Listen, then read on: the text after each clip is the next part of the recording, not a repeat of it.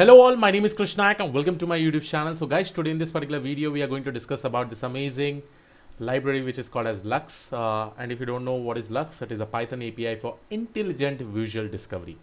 So I've been exploring this from a couple of days and I've seen so many amazing diagrams by using this particular library.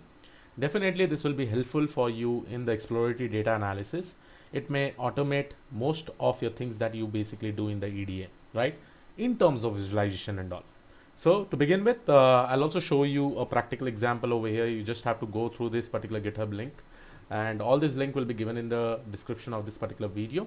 So guys, before going ahead with respect to this particular video, I need to announce iNeuron is coming up with the affordable machine learning and deep learning master's course, which is starting from 10th April and the timing is 8 a.m. to 10 a.m. Apart from this, iNeuron is also coming up with the affordable DLCVNLP course. And again, this particular course is starting from 17th April 2021 and the class timing is from 12:30 p.m. to 2:30 p.m. With respect to the affordable course, guys, the course fee is 3540, where you'll be getting the entire content for lifetime. Apart from this, if you enroll also, you'll also be getting a pre-recorded videos wherein you will be able to complete this particular course in fast track. Apart from this, there are a lot of features where they provide you live Skype support team, all 7 days in a week Skype support team, career guidance, email support, doubt clearing session, and many more things. So just check it out. All the information regarding this particular course will be given in the description of this particular video. Now, if I talk about Lux, it is a Python library that makes data science easier by automating aspects of the data exploration process. It facilitates faster experimentation with data when the user does not have a clear idea of what they are looking. This was one of the problem that I see from the people who basically ask me that, Krish, once I get the data, what should I do? That time when I say them, okay, you have to go and watch this kind of things. You have to basically explore the data. You have to basically see how the data is actually distributed. And they always gets confused like, okay, fine. So which all diagram should I look, right? Now your problem is solved, guys. You just go and install this particular library and just check it out. Now let's see over here. I'm just going to try some of the live Jupyter notebooks that are available for this.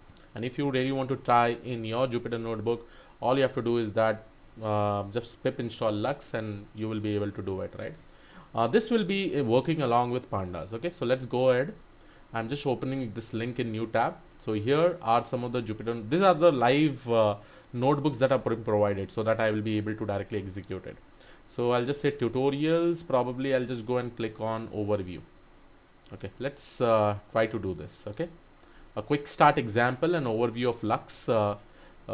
It's not that soap Lux, okay? it's a library to do data exploration, okay? So to begin with, you can see over here.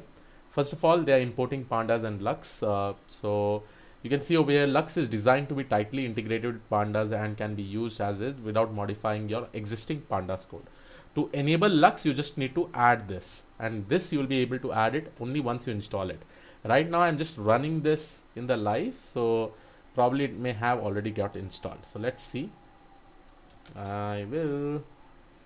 Okay, am I not able to edit it? Just a second. View S code. Okay. Oops. Okay, it's showing 404. So here you have it. Okay. So I have just opened this particular file. Okay.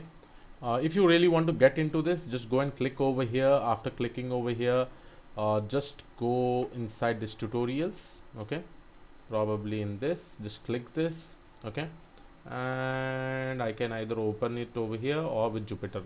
Just click over here.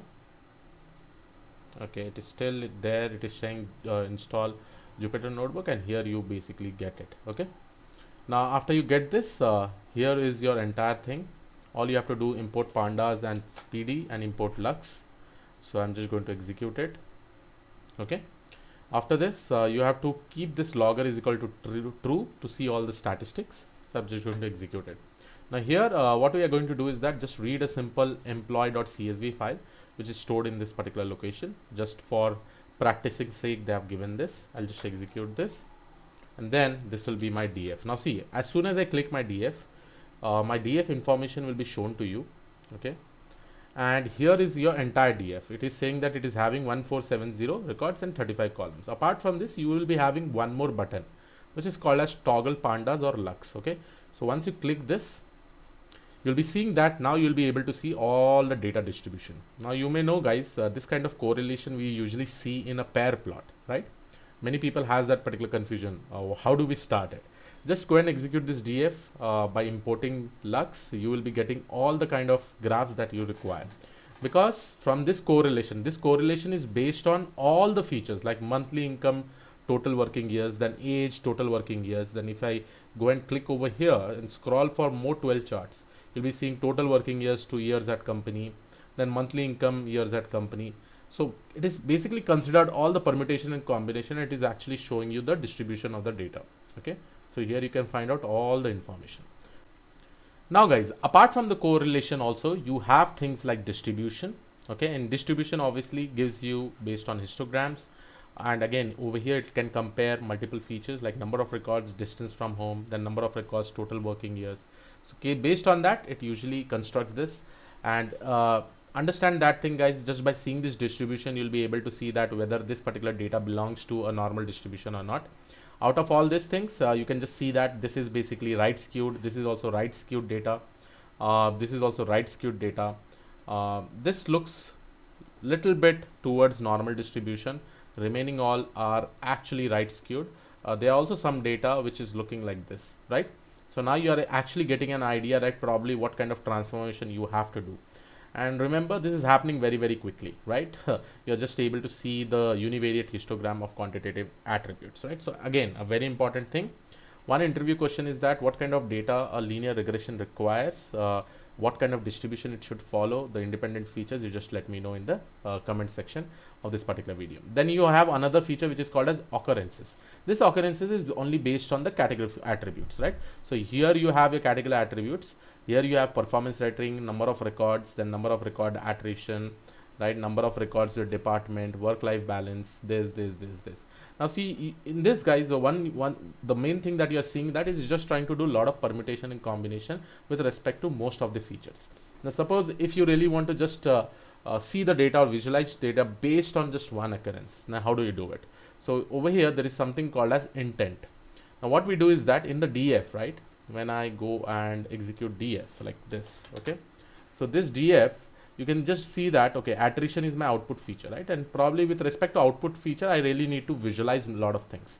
So what I'll do is that I'll just keep the intent. There is a parameter called as intent inside this. So I'll write df.intent of attrition. I'll just assign it to it. Now once I execute it, now all the visualization with that will be shown to you will be based on this particular dependent feature, that is attrition, because this is what we need to predict from this particular data set. Now here, this was my classification problem, simple classification problem. Now what we have actually done is that we are trying to compare all the features based on this attrition. So this is my entire data set. Again, click on toggle pandas and lux. Okay, now here you can see, basically see very clearly attrition.